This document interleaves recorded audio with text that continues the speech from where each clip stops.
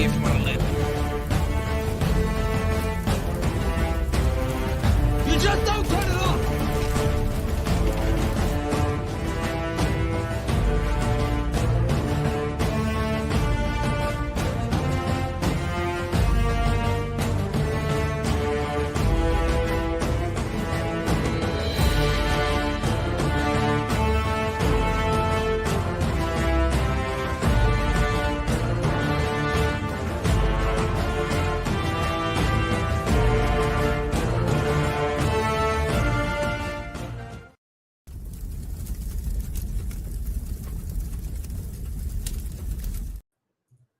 Welcome, everyone. Welcome back to Backtrack Cinema. My name is Jason, and this is where we talk movies of the past that you know and love. And as you guys know, it is, the March Monster-Thon, where me and Caleb from the Dark Ether Files podcast are going through reviews of Godzilla and King Kong, watch parties on his channel, discussions on mine.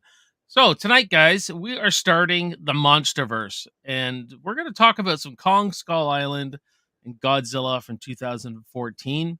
And me and Caleb are just gonna shoot the shit, talk about this stuff, talk about what we like, what we don't like, the good, bad, and the ugly kind of thing. And you guys can chime in if you like and all that kind of stuff. And we'll be going through all these next week. We'll do Godzilla, King of the Monsters, and we'll do Godzilla versus Kong, and get prepared for the new movie that's coming out. So I'm excited. But Caleb, how are you? Oh, just another day in the trenches. Yeah, Right? no, I'm doing good. I'm excited to get into the Monsterverse. We had a little taste of the originals. You had to start from the originals, right?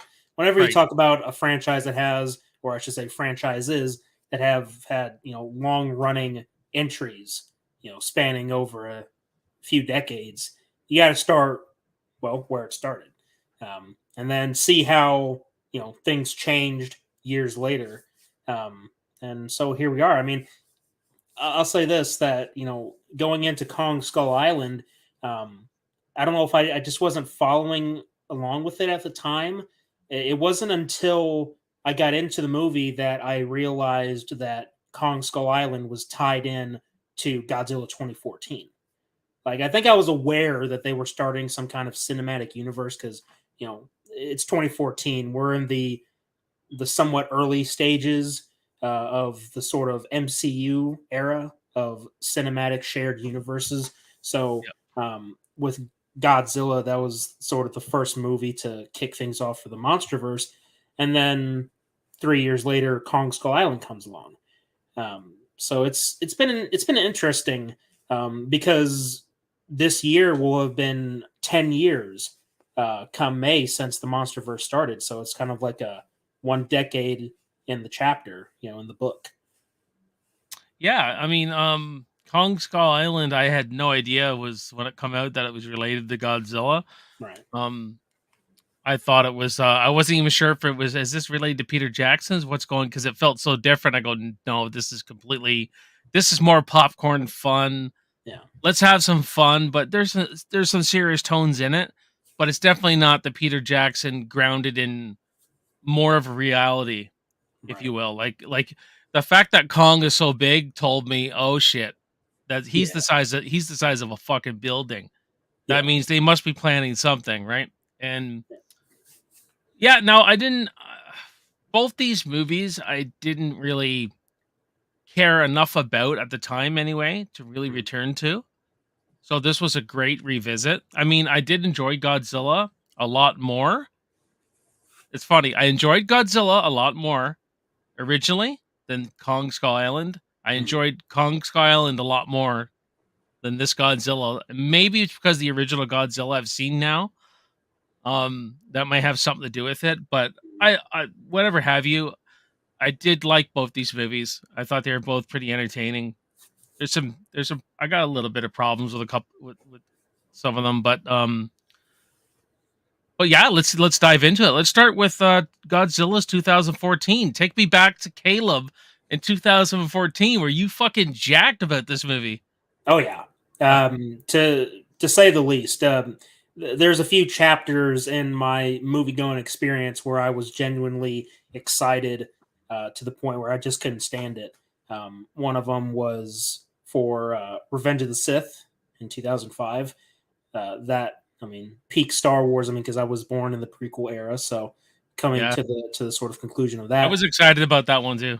yeah, it was big because it was gonna have it was the beginning of the end, because at that point you would have a complete saga of 6 films. And then now fast forward to Godzilla. I don't know if I went into this. I probably did in the previous episode, and I've probably talked about it on the watch alongs. But Godzilla is one of those franchises that was a part of the foundation of my childhood. It was Star Wars, Godzilla, and Predator. Those were 3 major franchises that were a foundation for my childhood growing up. So I remember when the trailers hit. Trailers were leaking online from San Diego Comic-Con about a new Godzilla film directed by Gareth Edwards, and I knew nothing about Gareth Edwards.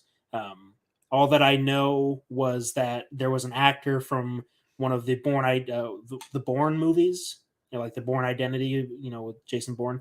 I knew one actor from that franchise was going to be in it. And aside from that, I didn't know anything. Yeah. Then the trailer hit, and I mean it was interesting because they had started, what was it? They had started the first trailer off with the Halo jump scene, and that scene is so iconic in that film. It doesn't even really have Godzilla right at the start. You do get to see him in the trailer. Then when you get into the movie, you get to see Godzilla. But they did a lot to hide this movie as far as what would be in it. Like, you obviously knew Godzilla was in it, but beyond that, there was speculation. Okay, was there going to be another monster? Was this just going to be another, like, 1998 where Godzilla was the only creature, calling back to 54, or would there be another monster? And of course, as another trailer came out, there were teases of different creatures that would be in the movie. But they did their best, especially in the first trailer, to say that, yeah, Godzilla is this big threat that Bryan Cranston is talking about. It's going to send us back to the Stone Age, right? That's what I thought when I was watching it again, because I haven't seen it in so long, and then I forgot. Oh, it's the Mutos, Yeah, Mutos the or something Mutos. like that. And now, are they in the original movies? Yeah. So the Oh, they're Mutos new? are Okay. an entirely new creation for the MonsterVerse, which I thought was interesting, and it was probably a good thing to do now that I think about it, because a lot of people either never watched Godzilla films growing up, or they heard very little. And aside from Godzilla himself, you really wouldn't have people be familiar with a lot of the other monsters. Like, the staples would be Godzilla, Mothra, and maybe King Ghidorah, right? And then Kong, right? The 2 primary ones being Kong and Godzilla. Those 2 would be instantly recognizable. You didn't even have to see the movies, but you knew that King Kong was the 8th wonder of the world. You knew that Godzilla was the king of the monsters, right? These things you would know without having to watch it. So I think that introducing new original monsters was a smart idea. I'm sure not everybody was okay with it. I know people had their problems with the Mutos. There are some little issues, but I think overall they did a good job with the creatures. They looked pretty cool. They served the plot with the story that they were telling. Yeah, it was interesting, to say the least, seeing those. Yeah. It was one of those things where, like the theater experience, you just had to be there for that. Yeah. I didn't see this one in the theater, but saw it on Blu-ray. The wife, that's when we were watching movies every weekend and all that. So when you have young kids, that's what you do. And yeah, it was. Now I forget that he actually did Rogue One after Godzilla. Right. So he knows, Gareth Edwards knows how to take a property and ground it a bit. Mhm. Give us, a real, not realistic, but visceral maybe experience. Mhm. Like with Rogue One, is like a war movie in Star Wars, but literally a real war, like Right. where everything's kind of more gritty and it's dirty and it's grimy and it's for a Star Wars movie anyway. Right. I mean, for Rogue One was probably the grimiest Star Wars movie there was. Yeah. And it's this Godzilla. I love the overcast look of the whole movie Yeah. because watching the original, the storm, the typhoon coming in, that's Godzilla's coming was a great build up Right. to this character in this one too. But let's quickly say hi to Tim. What's up? Hello there. Ginger Ninja, what's up? He goes, yo. He goes, what? Comes follows up with what is up. Hello there. Talking to Godzilla, some Kong Skull on, buddy. I hope you're excited about these movies. Are you a fan, Ginger Ninja, or what? But yeah, it's got this very overcast look to it that I love. I love when Godzilla shows up that it's stormy and it's well, he creates the storm, really, right? He's when he comes out of the water, it's like a freaking tidal wave. But I don't want to get ahead of myself here, though. But what I like though is pretty good characters. Well, I'll say this: the Bryan Cranston character, the father. I find though once his story is ended, and he dies. This is where the movie takes a little nosedive for me because you get me to care about his son, and I just don't find this actor just delivered at all of this character. In fact, and I think Dr. Serizawa was really in the background where he should have been the foreground. Same with the next movie we'll talk about next week. Yeah. That's the biggest issue I have with the film. Yeah. And Godzilla is Godzilla. I get you have to build up to him, but once he shows up, they keep hiding him after that. Yeah. And there's one scene where they're all going to parachute out of the thing. They're jump. starting to fight. They're starting to fight. Then we cut to the guys in the fucking helicopter. We're finally seeing the fight. We cut to the helicopter. They're parachuting down. I go, what are we spending time with these guys? I go, let's get back to the fight, right? That's what we're finally here now.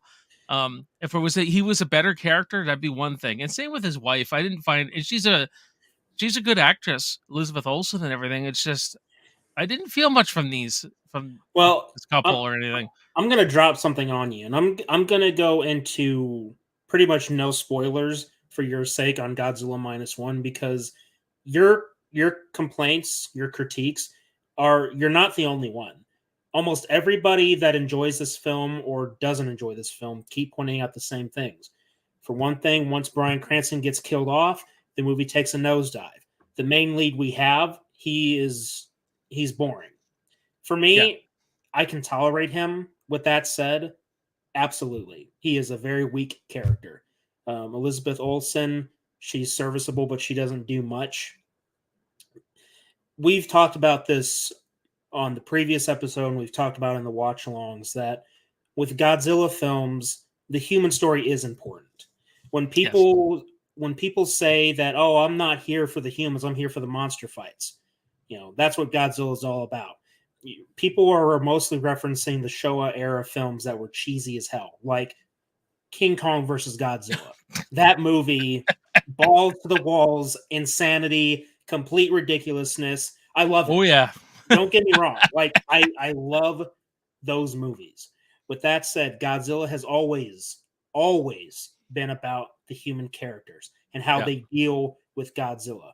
And the thing that is, it's irony because Godzilla -1, not only did it win an Oscar, and rightfully so, it really should have won more, but it had such a compelling human story that if you didn't have Godzilla in the movie, it would still be a great story because the human cast carries the film. Because for the most part, that's what you're dealing with. See, both Godzilla -1 and Godzilla 2014 have minimal Godzilla. With that said, it's how they utilize it that really hits home as to whether or not you can enjoy it. Because the moments where you see Godzilla on screen in -1, they are impactful. They are ominous. They are just insane. And it's so good. Godzilla 2014 has its moments. Though, you're right. When they keep cutting away from Godzilla, it's almost like a tease, right? You have this amazing buildup. Aside from killing off Bryan Cranston, when they build up to Godzilla's reveal at the airport, it's amazing. You have when his foot comes down and the crowd goes quiet, and then the Muto is roaring at him, and then it has that music buildup, and it pans up and it shows Godzilla. Oh yeah, I was just gonna say that. That yeah, roar. it's such a great scene. It's probably the best shot in the movie. It's one of the best buildups that you could see in the film. And then, of course, they cut away. And then you get a little brief glimpse of it on the TV news where you see them fighting for brief seconds. I thought that was a ripoff. I thought that was just a... Yeah, it was a big tease. It was a huge tease. If this father and son relationship was fleshed out more, it may be a different story. That's the thing. Don't kill off Bryan Cranston. Yeah, I didn't see the reason to, because it didn't serve the son's storyline at all. He really wasn't fazed by it. Really, that was again. Okay, a similar thing happens. Minimal spoiler, nothing huge. A similar situation happens in -1, and that similar situation pushes the main character forward. You're following a main lead, just like in this movie, just like in Godzilla 2014, and it pushes that character forward, and it's interwoven with Godzilla's plot too. Godzilla 2014 suffers from a very weak main lead and not very strong supporting cast. Dr. Serizawa should have been right at the forefront. And I like him. I thought they honored that original character really well, and I like how they tied it back to 1954, saying this is when Godzilla, they just ignored the oxygen killer at this point and say he went away. We haven't seen him again.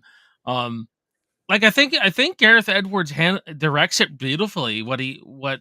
It's just some of the character stuff is just needed to be executed better. Yeah. And once Godzilla's there and he's staying there fighting, I was like, but man, me and the wife were just in the middle act. We're just like, is this fucking thing ever gonna get going? Yeah, I mean, one of the things that's been a sort of you could call it a flaw for Godzilla films, for certain films, is that you have your build up to Godzilla, and you have Godzilla's initial attack, and then you're going to have like a middle ground where Godzilla doesn't attack for a while, like he's off screen, and you're wondering, well, where the hell is he? Right? It's a flaw to a certain extent. I personally don't mind it, though I do acknowledge it, that it's always something that every Godzilla film, even -1, has, where there's not a lot of sense of, urgency, where it's like you have this ominous threat, and then the ominous threat's just like taking a break. Like, oh yeah, I destroyed Tokyo enough for one day. I'm just going to go back into the ocean and chill until I feel like, coming back. You sort of have that with Godzilla in the sense that once you get out of Hawaii with the monsters, things just it slows down to the point where it's like, okay, one of the Mutos is off going towards America. Godzilla's sort of following, but then there's another Muto that may have been briefly hinted at or mentioned in the opening of the film, like the opening act, the first half of the film. But there's a lot more human drama, but the drama isn't good.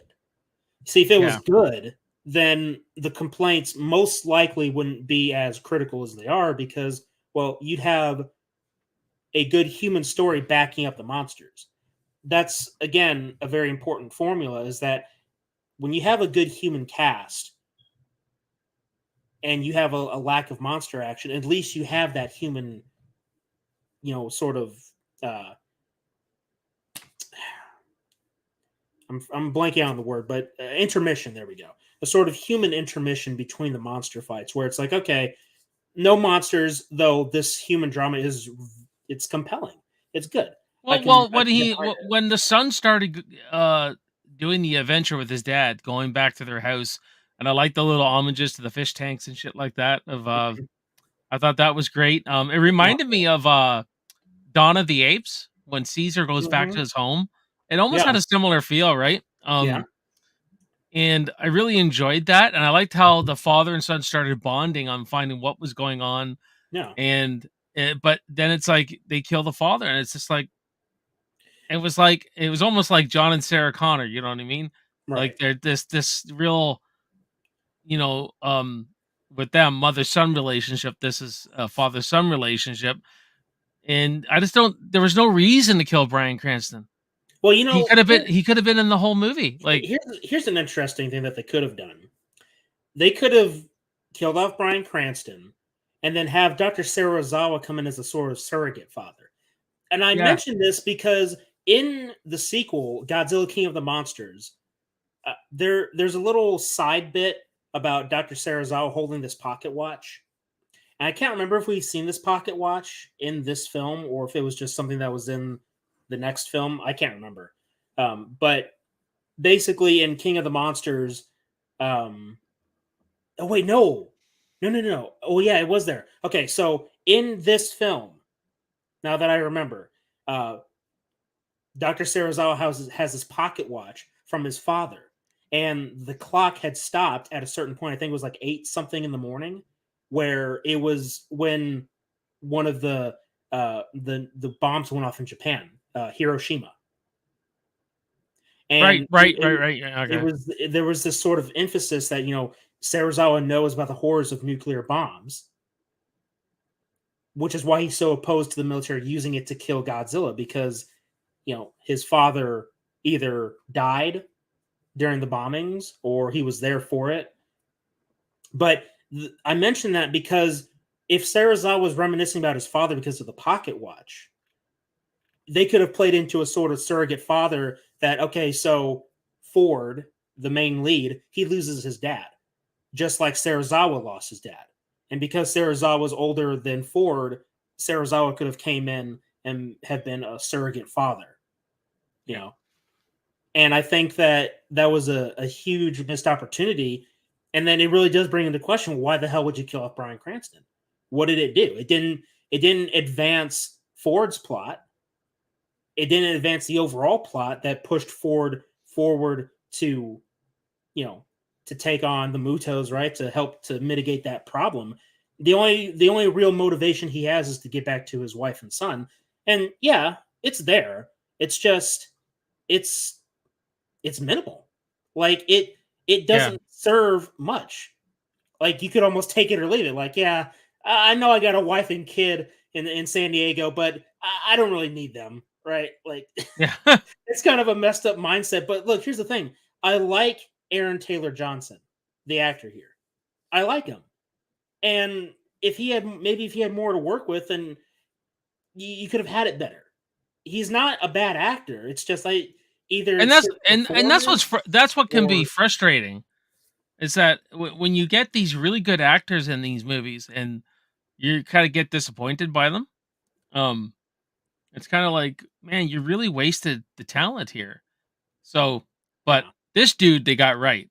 I mean, I love this of him walking through the city and shit. I like the look of Godzilla, quite a lot actually. Keep in mind, I haven't seen -1, and that just won visual effects, Oscar for visual effects, so I'm sure I'm gonna be blown away by it. But yeah, it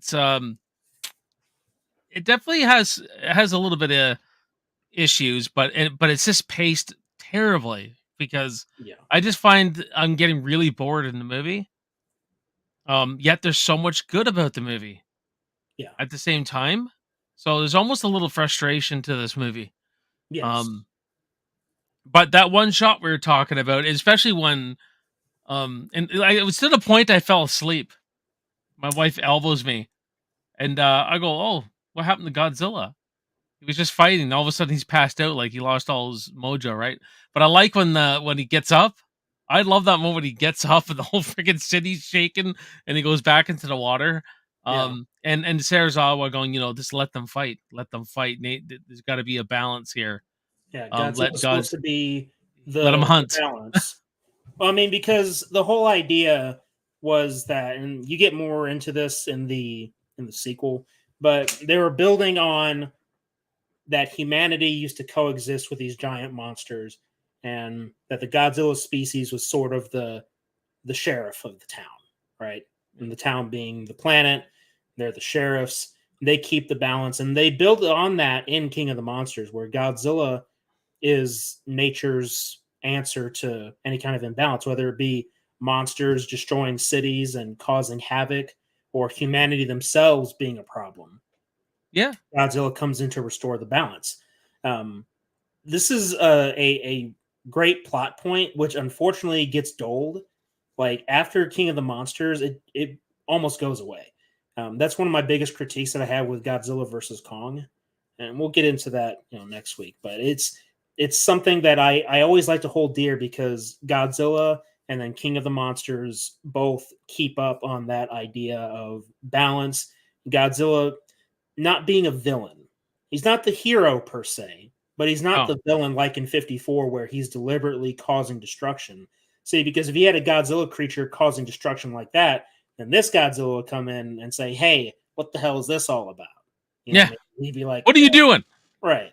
Shut your trap. So yeah, it's one of those things. Let's Tim says Rogue One was wicked. The ending may have one of the best scenes of the Star Wars franchise, Vader completely wreaking havoc. I love that end scene, man, but that's not what makes the movie. But that's what I tell people, I like that movie even if that wasn't in it. I think that's just a really big icing on the cake. That's all. Well, I'll say this. If they never revealed it in the trailers that Vader was in the film, it would be awesome. Like people they would have lost their minds. They wouldn't have seen it coming. The moment you saw Darth Vader on screen, people would have just lost their minds. It would have been awesome. It's still awesome. Yeah. Don't get me wrong. I cheered in the theaters. With that said, if they didn't have it in the trailers, and that's something that's actually funny for Godzilla, because it wasn't so much this trailer for this movie, but for King of the Monsters, like the marketing for King of the Monsters, it was terrible because they practically showed the whole fucking movie. Yeah, so there was no real surprises. I hate that, man. Yeah. I hate that. I mean, Rogue One. So me and my buddy had a tradition. Every year we went and saw the next Star Wars film. We went to a midnight showing for Rogue One, so I was so fucking tired that I fell asleep probably in the middle act a little bit, but I came to near the end, so I saw the Darth Vader thing, and that's when I was like, as Darth Vader being my favorite Star Wars character, you could just imagine how much I was like, shit, I could see a whole movie like this. Sure. Ninja Ninja says, I like them both, but the sequels felt all over the place. I kind of enjoyed the whole thing, man, as just fun monster movies, honestly. We'll get into it next week, but I thought, because I've heard a lot of people say these movies are shit, and I was like, I don't really see shit. I just see entertaining monster films. For me, it's a lot of missed opportunities. I get that. It's like kind of like what it's kind of like the Predator franchise. I see a lot of missed opportunities and one real dog shit movie. But anyways, he says, speaking of Aaron Taylor Johnson, do you hear the news about his new role? Yeah, I hear he's going to play Bond. That's what I've been hearing. Really? I thought he would be talking about Craven, a movie that. Oh, is it Craven? The latest thing. Oh yeah, the latest thing I heard, he may be Bond, unless that's not true information. I'd rather have Henry Cavill as James Bond personally. Yeah, he'd be good too. Again, that's another franchise I need the. I mean, I love Casino Royale. I love Skyfall. I thought they were fantastic. But you haven't seen a lot of the classic ones, right? No, I haven't seen any of the classic ones. I've seen GoldenEye with Pierce Brosnan, but no Connery ones yet. It's so funny because I've never seen the Rocky films, and then you've never seen the James Bond films, but I have. Like, I know, it's really weird. How the hell is this? It's like, but it happens. He says, "Yeah, Bond, a very young Bond." Laugh out loud. That's all right. Like I said, he played Quicksilver, I think, in the Marvel movies. He did. I think it's the same actor. I'm not big on the character, but I wasn't big on those. I wasn't big on. I mean, a lot of the Marvel movies once they started getting stale. But I'm looking forward to Craven. Can't be worse than Madame Web. Hey, give them. I hear it's pretty bad. Give them time. It might just be worse. I mean, probably not, but it's not going to be good. Like, I'm just going to say it now. I'm not, because aside from the nerds that were obsessed with the comics, how many people know Craven? Like, more people know Green Goblin and Venom. I don't than know Craven Craven. at all, so Yeah, I mean, um, it's catering to a very specific audience. That, anyway, getting into a tangent. did you like the way they handled the music, Godzilla? I'm 50-50 on it. So for Yeah, I me, would say yeah, I'm me a too. big proponent of that classic Godzilla theme. Which I think they added a lot better in And King of the yeah, Monsters, yes. The yeah. soundtrack for King of the Monsters is 10,000 times better than this movie. With that said, I do enjoy the Godzilla theme they have, which was like in the opening, and it played through several sort of interludes, even when Godzilla wasn't on screen. But the soundtrack was basic, it was average. I was really hoping for a classic Godzilla theme, which never came, but it came in King of the Monsters. That's why King of the Monsters is my favorite out of the MonsterVerse, because it it was fun. Um, Characters slightly better than this movie, slightly. A lot But of that's people would disagree with you on that shit. yeah, I know. This the biggest thing I heard about King of the Monsters was the shitty characters. And Yeah. I'm like looking at the people in the movie. I'm like, girl from Stranger Things, Vera Farmiga. How could these be shitty? And when I watched it, I was like, Well, they weren't bad. I mean, they weren't terrible, but let me put it to you this way: my favorite character, aside from Sarazawa, would be Kyle Chandler's character, and one of the biggest reasons is because he was in Kong 2005. He was the actor. that's true. That's right. I'm He was like, the it's like, little. oh my god, he's back in the franchise. Then he comes back in Godzilla versus Kong. It was like, oh my god, seeing King Kong again. He's like, I'm All just a right, guy but with a gun. He said that um, in Kong '05. this is just a discussion, Caleb. But for me, Godzilla, I have it at a C, like 3 out of 5. That'd be my. It's just that pacing really drove it down. It would have been a lot higher. I wanted to give it a higher rating, but it's just I mean, that's a very fair position, because it does some good with the character, the design of Godzilla, his roar. One of the best scenes for me in that movie is when he charges up his atomic breath. When when the mother Muto realizes that Ford destroyed her nest, and then the music yeah. that plays, it's like, oh fuck, I'm screwed. And then all of a sudden, there's a blue light, Okay, and then you see the I'm buildup. getting confused of because I watched all of them in a row. This Mhm. is the one where he opens its mouth and Well, he that one freezes. too, but I'm talking about the scene before that, where he first uses his atomic breath. Right.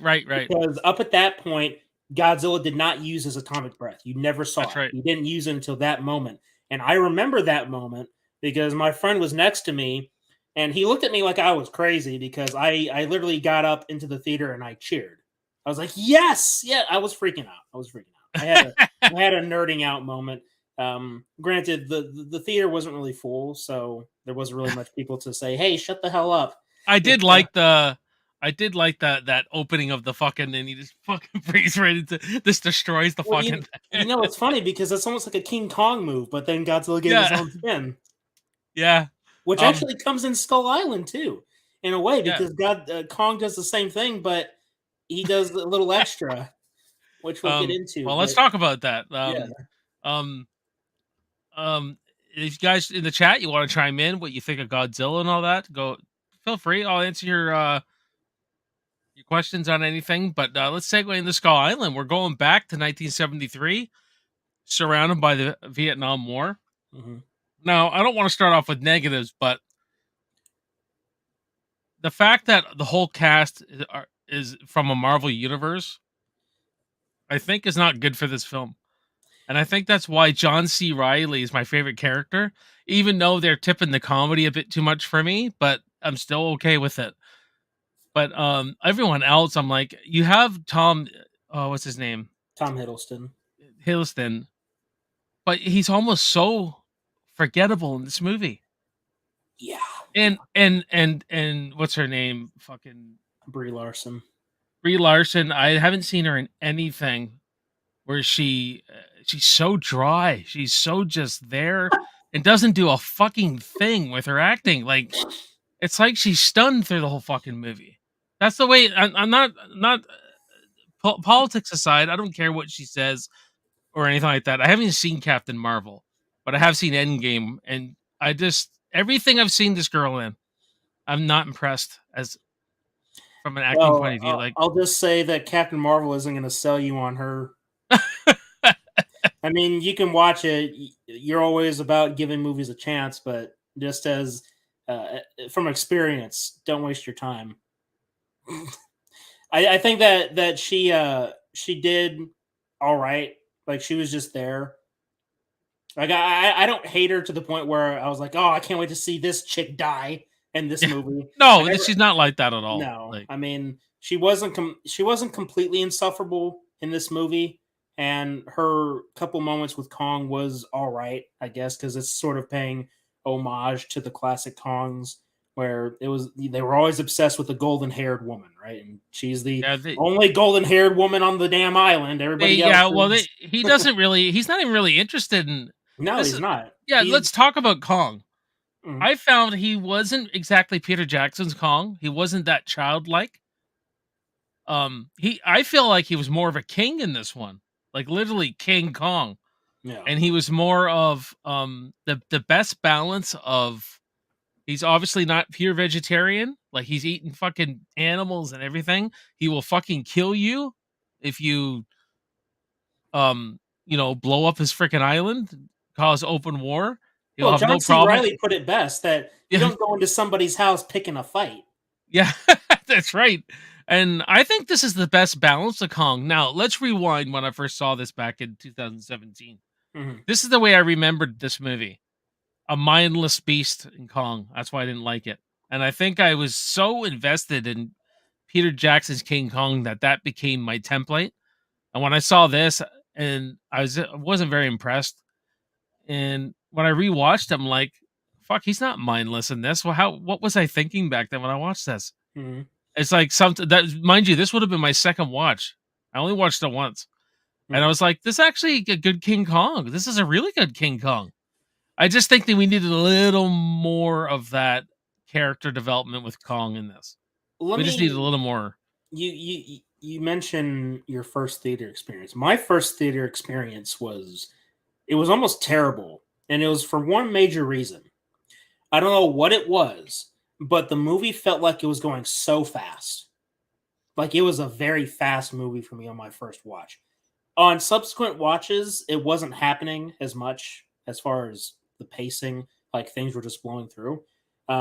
But it was not a good theater experience at first, and I was excited for this movie. Um, Watching it now, I mean, I like it. I'm not gonna say I didn't like it when I first seen it. It's just it went by so fast. I'm like, damn, hour and under 2 hours, it's already gone, right?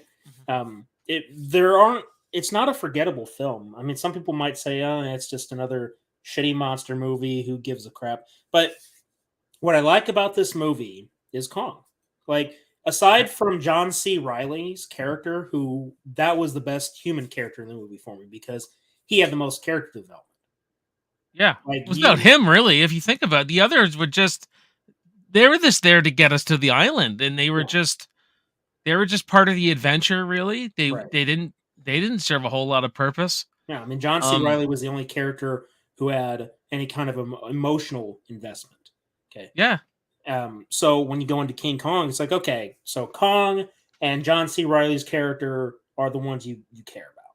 These are the guys that you want to see live, succeed, whatever. And what I'm some good visual storytelling in yeah, this film. When yes, you first see Kong, not in the beginning of the film, but when they're on the island and the choppers are going towards him and he's rising up with the sun behind him, that was an excellent shot. That is iconic. I'll label it as iconic because it was. yeah, And the fight scene with the choppers, they immediately went in saying, this is a King Kong. that is not gonna die from airplanes.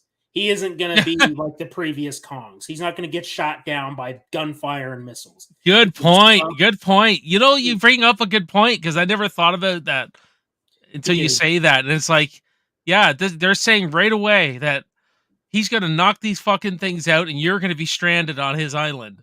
You're no way out of this. And this picture I got up, this vicious fucking looking thing, I thought was designed beautifully.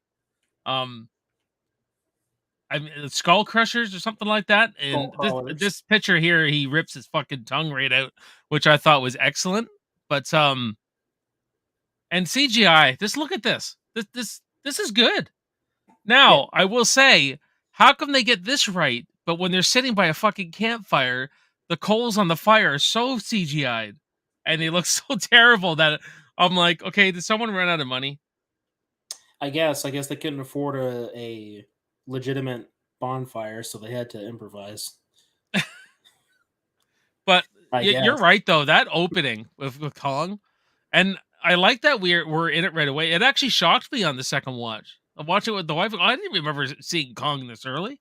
Yeah, and then he throws a huge tree at the fucking thing, and then we find out later like they're opening the skull crusher, that like the big mama coming there, and Kong's trying to protect this place.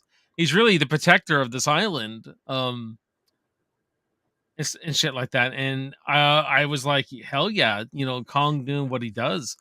And one thing my wife noticed is that in Peter Jackson's King Kong, when he's sitting on his hill, you know, he's sitting on the top, you'll see bones everywhere that look like his leftover family, his remains. Yes. And I like how in this movie they kind of say, you know, well, yeah, Kong's family died, and he's a lonely character. He's nothing left but in him, the island and stuff like that, and the people on the island that he protects. Yeah, exactly. And so watching this the second, I was like, you know what, this was a really good movie. I enjoyed it.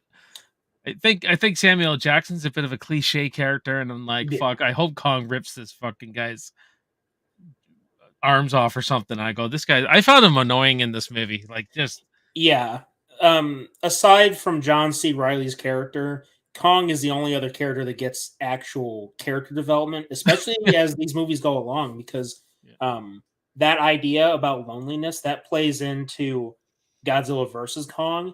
It's going to play into Godzilla X Kong coming out next week.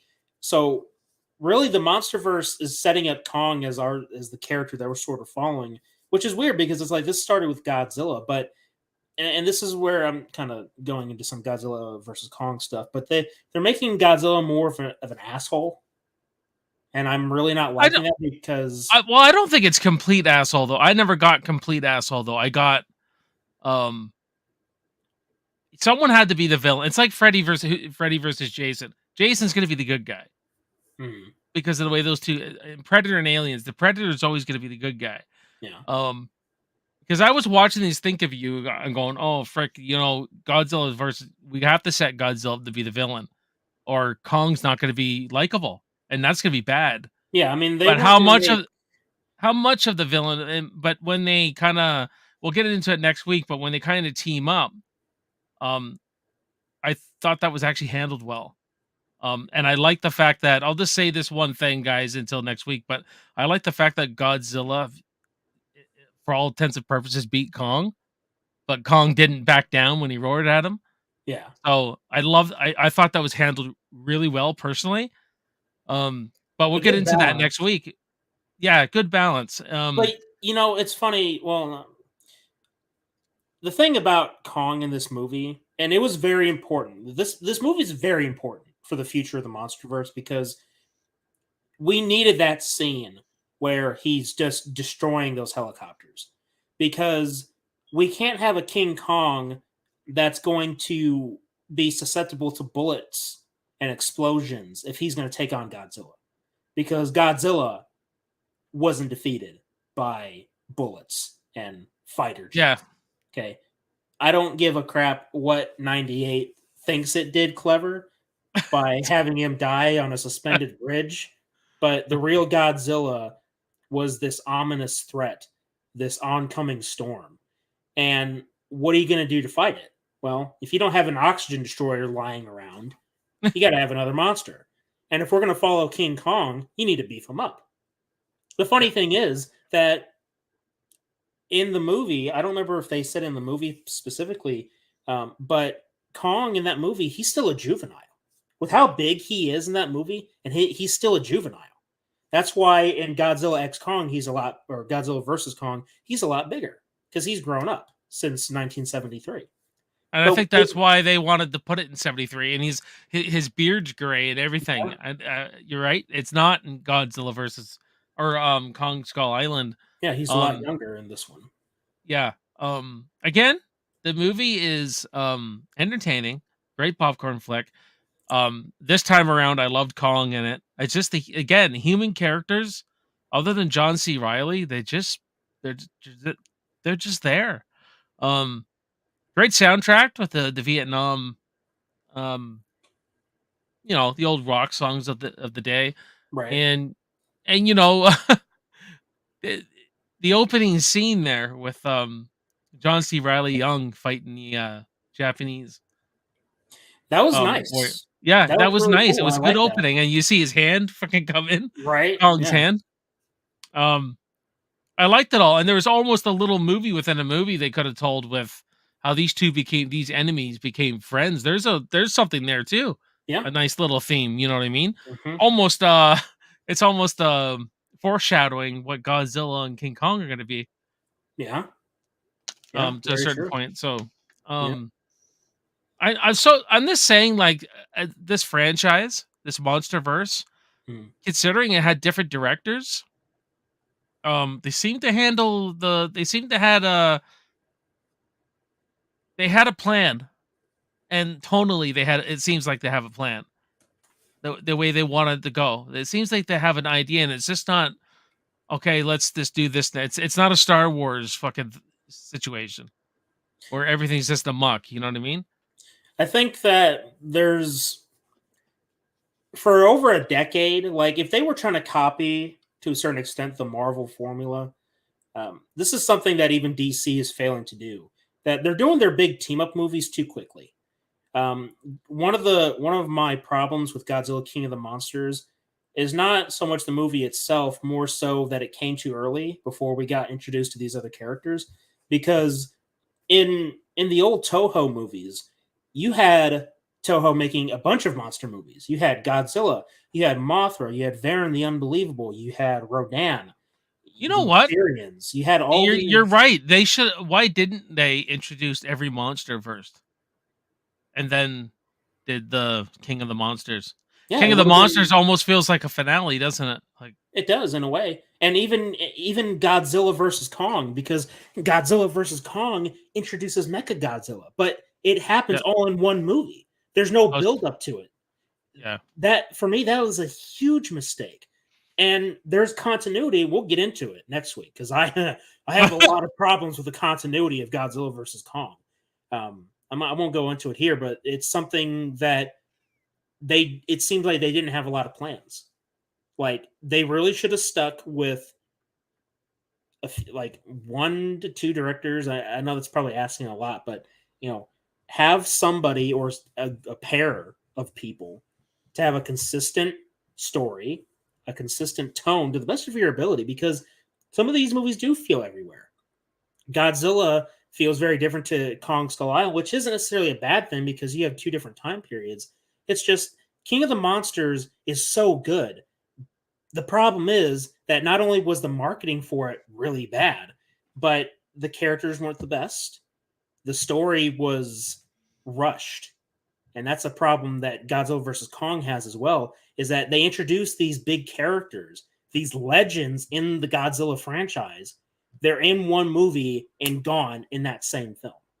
The same thing with Mechagodzilla. He's in one movie and he's gone. King Ghidorah is one of Godzilla's most iconic villains. And he's introduced in one movie and he's immediately gone. Yeah. There's no proper buildup. I will credit Kong Skull Island here because there's an end credit scene that teases their fight.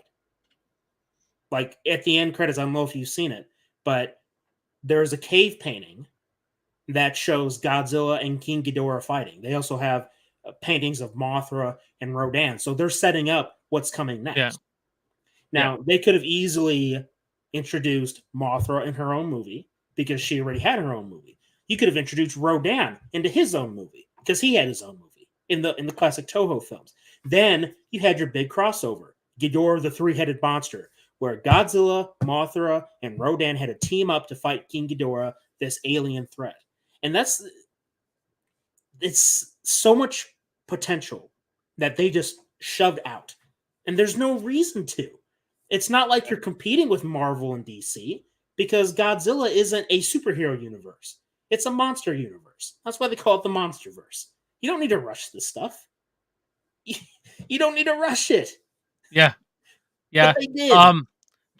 Ginger makes a good point. It's all because they want to get the characters built into a universe that's being forced out instead of built up. Yeah. Yeah, maybe, money, and they can't really go back now. That's the thing. It's Not already necessarily, because I guess they could. They released a trailer for Godzilla X Kong that the wording in the trailer makes it seem like this Godzilla X Kong movie is going to be the last of the Monsterverse. Oh wait, And isn't the Kurt Russell show with his son, The Legacy of the Monsters? yeah, that's canon in the story. That's dealing with all the monsters, I think, actually. That's dealing with some of them, yeah. Like they had a thing of Kong, you had Godzilla in there. I haven't watched it. I don't Either have I. have I'm excited.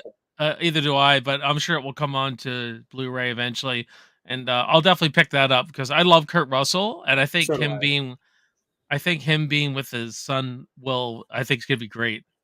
I know he talks about having a good time with it,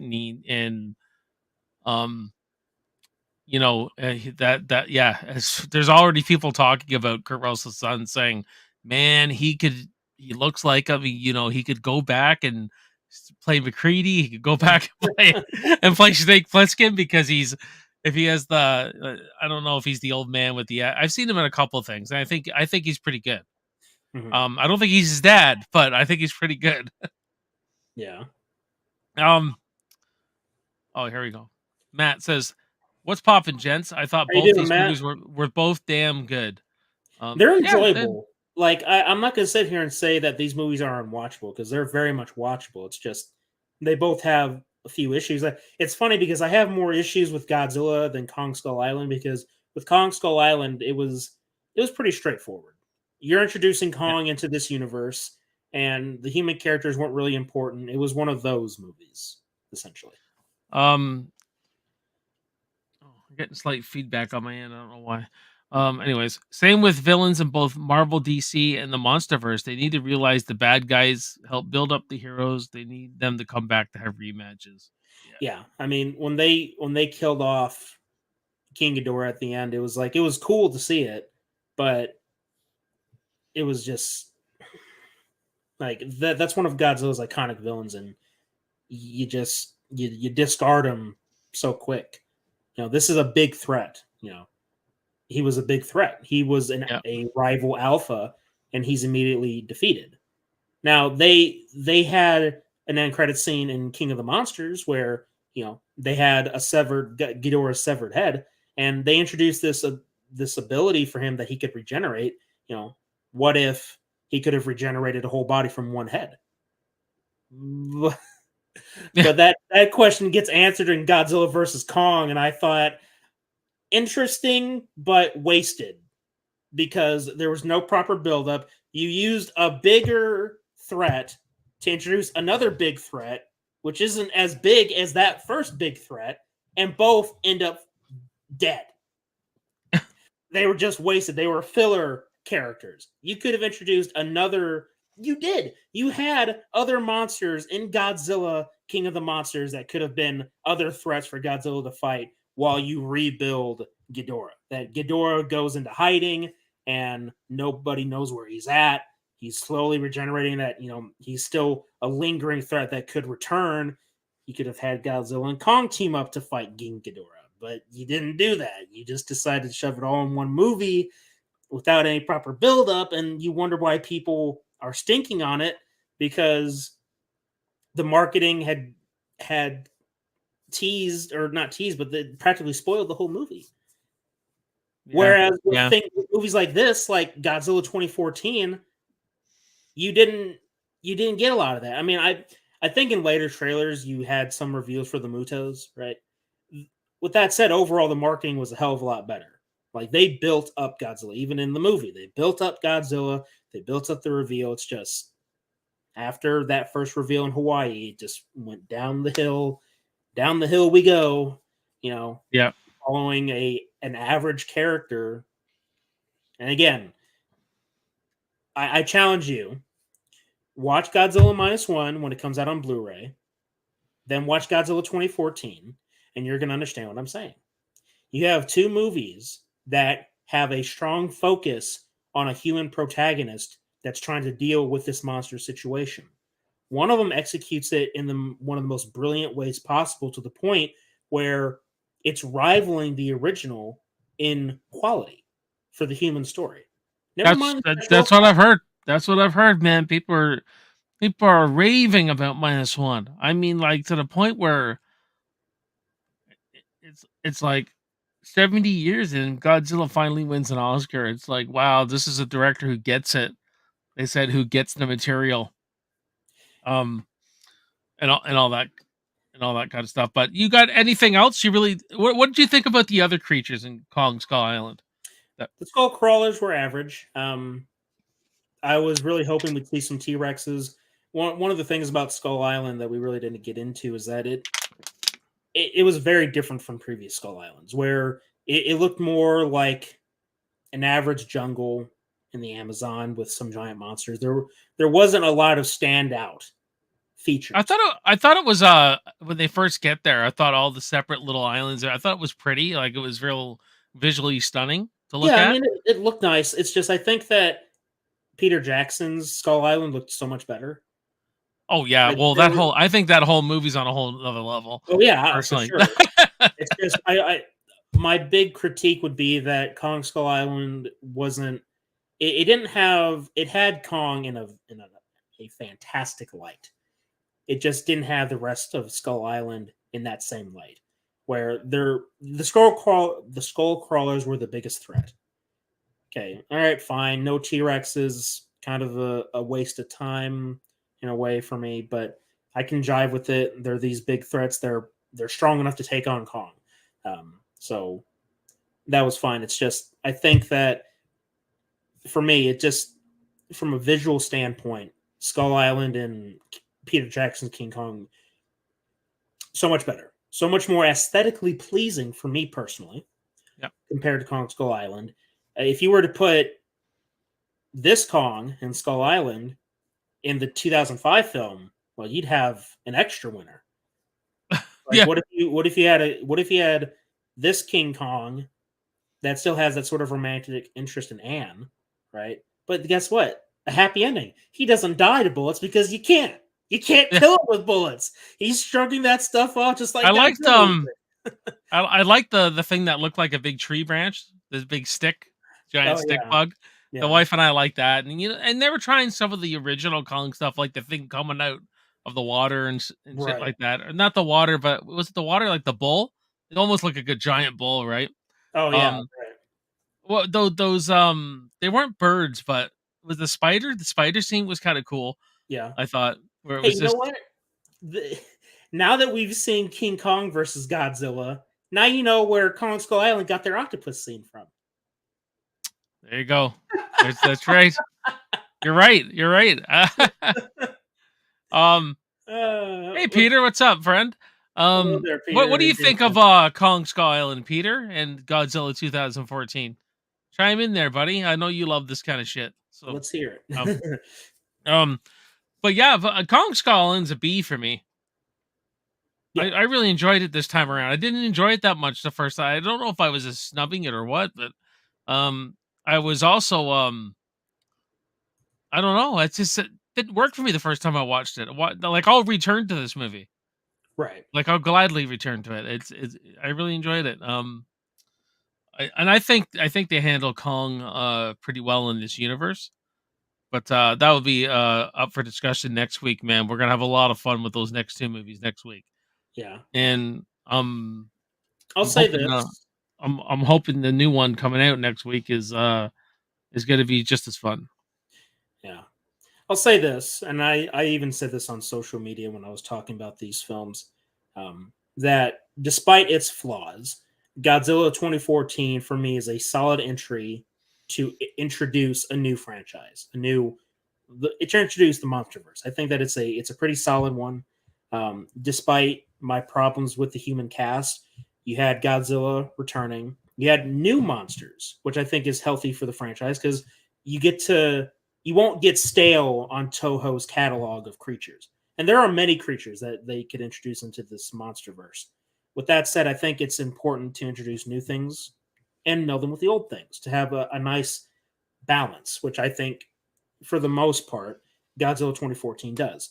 Kong Skull Island feels a little bit more like a filler, though it is an important filler because it introduces Kong, who I think is equally important in this franchise, especially because we follow him for 2 more movies, that being Godzilla versus Kong and then Godzilla X Kong the New Empire. We're following Kong as a character now because he's more humanized in Godzilla versus Kong with a plot where he cares about the little girl Gia, right? Yeah, love it actually.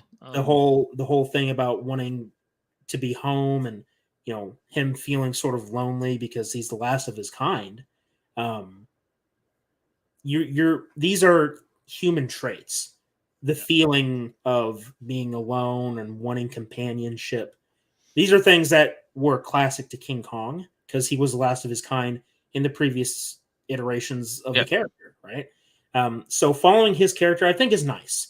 I wish we had a strong human cast too. With that said, following Kong, and you're right. In the Versus movie with him, we weren't going to have Kong be the bad guy. He's not the bad guy. Godzilla is more of a bad guy because 1954, that's how they introduced the character. So from that aspect, I can understand. It's just, I have my reservations because I think they made him too much of a villain to the point where like he's causing needless destruction in certain cases. Like he's disregarding life in a way that he didn't really do as much in this film per se. I don't know. It's just, I think that for me, there was a big difference between what this film and King of the Monsters gave us versus what we got in Godzilla versus Kong. Because at a certain point, because I get it. He's boasting his alpha status as King of the Monsters, and Kong is just not bowing to anybody. Which, I mean, look, for all, I know we're sort of getting into Godzilla versus Kong, but I'll say this to cut it off. I think that with Kong and Godzilla sort of have that last bit of standoff, and then Kong dropping the axe, and then Godzilla just, sort of walking away. I think that was a nice thing. It's like, okay, we don't necessarily have to like each other, but we both live on this planet together. Yeah. Because Kong isn't Mecha Godzilla. He's not King Ghidorah. He's not trying to usurp rule. It's just Kong has his boundaries. Godzilla has his. I think we can find a sort of happy balance. Yeah. Peter says, I liked it. He was ferocious when he placed the dead dinosaur's jaw after it was dead. Love that part. Yeah. Daner says, hey, monkey, want a peanut? Ginger Ninja says, are you worried in any way about the Infinity Gauntlet looking thing Kong has on the trailers? Yeah, I think that looks really silly to me. That's one thing about the trailer. I'm just like, what is that? I know he broke his shoulder and everything, and maybe it's... Well, I mean, I'm privy to some things about why that glove is there. If you look in the trailer, you can see it's sort of emanating this sort of electricity. It's kind of a callback to King Kong versus Godzilla, because now that you've seen it, man, I know what you're talking about. Kong gets this sort of energized electricity power. How can you convey that in the MonsterVerse without it looking even more ridiculous, right? Well, and whenever you create a universe too, it feels like everyone's doing the Marvel verse, and it feels like a lot of movies did it. It's looked like more. That's one of the a complaint I hear about with Dark Fate with a lot of big reviewers is that it felt like a Marvel movie. Like everything feels like a Marvel movie, like just the way it's shot and everything. Now I do think the MonsterVerse is fun stuff. I thought it was really fun stuff, and we'll get into it next week, obviously, with the next two movies. Um, but yeah, Ginger Ninja. I think the Gauntlet looks kind of strange, but I think Peter says the same thing here. I'm not looking forward to the next Godzilla Kong. It looks very cartoonish, and Kong with a gauntlet is just ridiculous to me. It would be a hard That's follow after see, -1. here, and this is a critique on that sort of mindset that I have, because you're not the only one. The thing about Godzilla that everyone has to understand is that Godzilla as a character is very versatile. He can be in many different forms. Yes, there are a lot of Marvelized things in this MonsterVerse, and overall, the quality of it as the films go on does dip. I will acknowledge that 100%. With that said, comparing anything Godzilla after -1 is a fool's errand, and here's why. You can't make -1 over and over again. You can take elements from -1 and apply that to future projects, i.e., having a strong human cast, having the monsters' impact on the world that the human cast is in impactful, make it mean something. At the same time, understand that Godzilla can be a bit silly. Invasion of the Astro Monster, for anybody who has watched it, when you see Godzilla using his atomic breath to fly, that is insane. When Godzilla does a glide on his tail in Godzilla versus Megalon, peak cheese. Completely ridiculous. What the hell? With that said, it has a charm, and it's not really nostalgia for me. Like, oh, it's just nostalgic. It's understanding that Godzilla at a certain point became tailored towards kids. And yes, they had to tone it back to more serious stuff, because that's why in 1975 you didn't get another Godzilla film until 84, because they had to sort of backtrack a bit, because the It's franchise kind of was losing money at like that Star Wars, like A New Hope. Um, almost feels like it's tailored right to children. point. Mhm. But when you watch Empire, yes, I watched it as a kid. Kids can watch it for sure, but it's got this real darkness to it. The Mhm. tone changed. The tone really changed in that movie. That's something for a different day. But Yeah. yeah, So anyway, really quick. So the whole thing, yeah, those arms, yeah. So the thing about Godzilla is that he can be in many different forms. Really, at the end of the day, it's up to your specific tastes. If you are a 1954 purist, where you only want to see Godzilla as the villain, he shouldn't be the hero. He should always be this ominous force of destruction that messes everything up. Yeah, you're not going to enjoy the MonsterVerse. And, it's just be careful on having -1 on such a high pedestal that you forget that the franchise has an entire fan base that loves the cheesy shit too. With that yeah, said, I don't want it to get Marvelized either, with the shitty humor, with yeah, some over the top special effects, yeah, right? Some things that are just too stupid. Like, look, as much as I love that tail glide, I don't want to see the Monster vs. Godzilla doing a tail glide. As much as I love seeing Godzilla fly with his atomic breath, I don't need to see that in the MonsterVerse. Time and yeah. place. There's The MonsterVerse is not the time nor the place. tone is everything. Yeah. Um, Ginger says, but that's what movies do. They take things that work from other films and incorporate them in other movies. Look at the fight scenes in the new Roadhouse or The Crow. Very stylized. Yes. Yeah. I'm definitely gonna be watching Roadhouse this week. I'm gonna try and push out a review for that if I can, if I have time. Because I'm not expecting much out of it, but I could be wrong because Jake Gyllenhaal, he is a good actor. He's a good actor. No, to So, answer Ninja's questions about the pink spikes, where is that? a little farther up. Oh, here we go. So don't get don't get too crazy with the pink spikes and the fire, because if you ever watch Shin Godzilla, those weren't pink, but it was purple and it was a very neon color. Um, yeah, it's weird looking. It definitely throws it off compared to the blue or the orange, like that we will see in Godzilla versus Destroyer. But I mean, I'm not too concerned about it. Again, I got to see the movie, right? Look, for all we know, Godzilla X Kong could be complete and utter dog shit. I hope it's not. I hope that there are redeemable qualities. I hope that it's overall enjoyable. I'm not expecting -1, and for the love of God, don't expect -1, please. No, this is a different tone. This is the disappointment. Yeah. Ginger says, I have heard from a reliable source it is actually quite a good film, Roadhouse. Well, I'm good. You know what? I'm happy to hear that because I think a lot of remakes or extensions or sequels from old legendary characters, they're getting shit on. They're not producing very good stuff. So if Roadhouse ends up being awesome, that makes me happy. Trust me. So, like I said, you just got to see where things land, right? But yeah, that's our reviews, guys, of Kong Skull Island and Godzilla. We're doing watch parties on Caleb's channel. So, Caleb, what are we watching Thursday? So Thursday we are watching Godzilla versus Destroyer. Godzilla versus Destroyer is one of my favorites.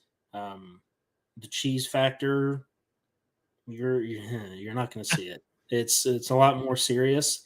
One of the reasons I chose it is because it was the last Godzilla film that was made before 98 came along and shit the bed. So what year is this movie? What year 95. is it? Oh, it's a 90s movie. 1995. Oh, okay. Yes, sir.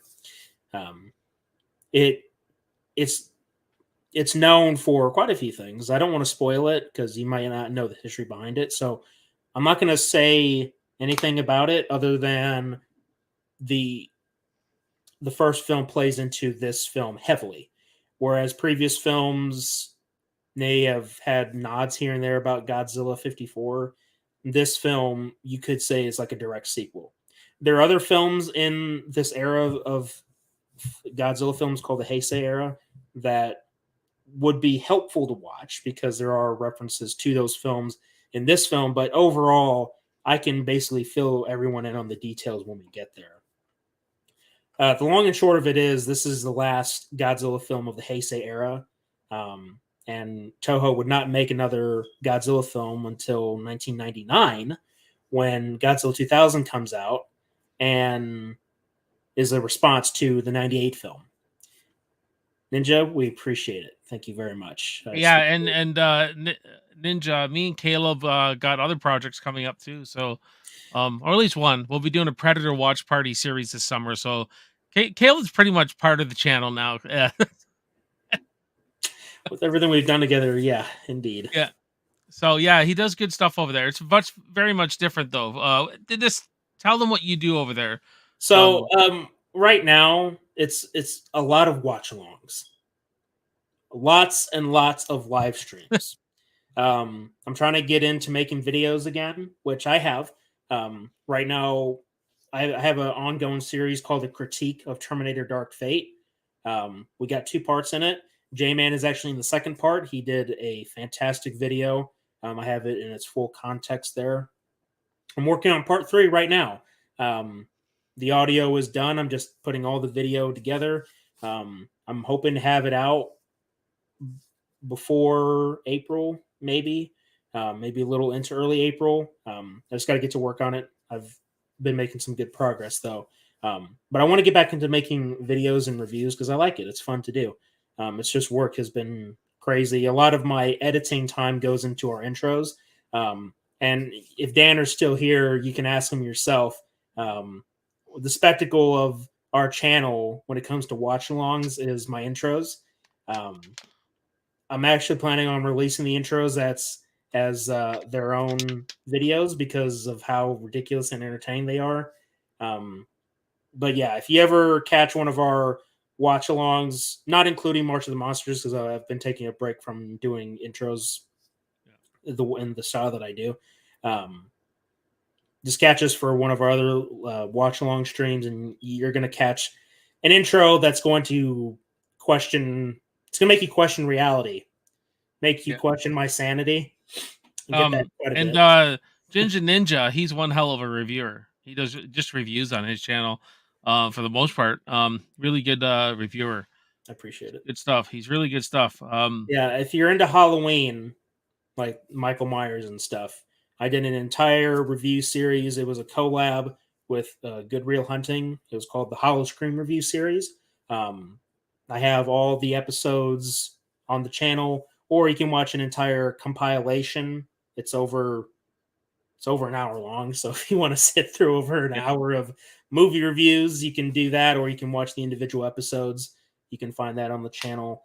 I have a few videos, like I talk about She-Hulk, which is our most watched review somehow, at over 1,000 views. Bizarre. Just a quick little 5-minute video where I talk about the first episode of She-Hulk and how I'm never watching it again. Yeah, that's fucking. Well, my wife bows out of a series 4 episodes in. You know it's fucking bad because she can almost watch anything. Oh, my good friends at the All the Good Names Are Taken podcast. I just can't get into these movies. He falls up. The fandom is huge, just doesn't do it for me. Hey, it wouldn't be for everyone. This kind of stuff. It's not for everyone. You got to have a very specific. Hey, I'm not saying I'm gonna like. I'm not gonna like every Godzilla movie. That's for sure. We watched Godzilla, the original Godzilla versus Kong, and I can tell you, it's charming. I get it, but it's dog shit. Like it's fucking. It's pretty. It's got the cheese factor. It's fun. If I grew up with it, it would be one thing. But me and Dana, we were just laughing at this fucking movie. I mean, Dana's face. Oh yeah. The movie. Jane just says, "Always need something to get me through the workday." Right? Hey, you guys are doing. You guys are doing a million times better at making this entertaining for me. Thank you. I also want to announce, not announce, but too, is I got some real exciting watch parties coming up in April, guys. I got Back to the Future coming up, so you don't want to miss that one. That's gonna be a late show though in April. But I also want to celebrate Friday the 13th Part 4 for its 40th anniversary, April 13th. I'm gonna do a watch party. I'm trying to set something up with really diehard Friday the 13th fans, but I don't know. It may just be me. It may not. But look forward to that too. So coming up. But shit, man, sign me up. It's one of my favorite F-13 movies. Yeah, well, we'll see. I'm part of the Facebook group Friday the 13th Society, and I'm trying to get together with the admins, like all of us. But I'll let you know, Caleb, and see what happens. And because I got to keep a schedule too, so you know what I mean. But if I don't have no one to do it with, we'll do something. But it's probably going to be on the Friday or the Saturday though, the April 12th or 13th, because that's when the movie came out originally. Right. Came out April 13th, I believe, on Friday. So, yeah, I want to celebrate. There's some serious 40th anniversaries this year from 1984. Yeah, like Terminator, the original Terminator. You know, Temple of Doom, freaking Ghostbusters. Godzilla even has one. Godzilla 1984, the Return of Godzilla. I do want to watch that one actually. So, all in good time. But yeah, this was fun, Caleb. I felt like I was really unprepared, but thanks for carrying most of the weight with your knowledge of Godzilla. Always a pleasure. These are fun. You know what? I don't have to edit this shit either. That's what I like about it. Yeah. So less workload on you. Yeah, I like doing these live, but I promise all my Planet of the Apes reviews will be pre-recorded for next month, guys. So doing the whole series. So I'm trying to get all my ducks in a row. But Caleb, we're almost there, buddy. Yeah, we're almost there. We're in the middle of March, coming close to the end of it all. But it'll be fun. We can always revisit it. There's plenty of Godzilla movies. It has the most installments in the franchise. Like it's beating out James Bond as far as how many films are in it. Okay, one more question for you, Caleb, before we go. Mm-hmm. Do you think King Kong could have warranted with more movies like Godzilla? I could see, because I feel like they didn't do enough. They didn't do enough with Kong. I mean, the thing with Kong is they always did the same story, and that's why I'm glad Kong Skull Island did something different, because it wasn't just another retelling of that same adventure story. Which, of course, don't get me wrong, I love the story, I love that formula. It's just, if you're gonna have him fight Godzilla, you got to give us more. Because if Yeah. he's getting taken down by airplanes, he's not going to stand a chance in hell against. I tell you one thing, I would love to see the Predator visit Skull Island. As long as he's not fighting Kong, because I already had news about a Godzilla versus the Wolfman, and I found that completely jarring, considering that the Wolfman is the size of a human, roughly. But Toho managed to do it. Of course, the film's been lost, unfortunately, but footage has leaked out where you get to see the full transformation. You get to see a Godzilla-sized Wolfman take on Godzilla. I'm just like, what the hell is going on here? So, before I get going though, guys, I just want to update you guys on something on the channel. I kind of got demonetized, so unfortunately, there's no super chat button. All my members, their accounts are on hold. I don't know what the hell happened. YouTube won't tell me what video it was. They just said I reuse other content, someone else's content, and so I could reapply in June though. But so unfortunately, I know a lot of you guys like to show love with super chats. You can't do that right now until I can reapply in June. So I don't do this for the money. I don't really care that they did that, but um I'm just letting you know. I'm just letting you know. So my members, your accounts are on hold. I've already sent you guys all a message to the community, my members community. But people who like giving super chats, like Peter Anthony and all you other people who have done it, you can't right now. So I was thinking about adding buy me a coffee. I still might do that because that has nothing to do with YouTube, I believe. So if you actually want to like a tip jar, if you guys want to do that, but so. Unfortunately, no, you can't show me any love with cash, but so like, comment, make the channel huge. That's the best thing you can do, really. But I just wanted to give you an update on that. Ginger says, "Oh, sucks. Oh, damn, that sucks to hear, especially that you can't find out which video." Yeah, it's strange. I don't know. I don't know what happened. I think it had something to do with my award show with the Back to the Future music. I think it has because I know I got a claim on that, but that's either here or there, guys. I'm having fun doing this regardless.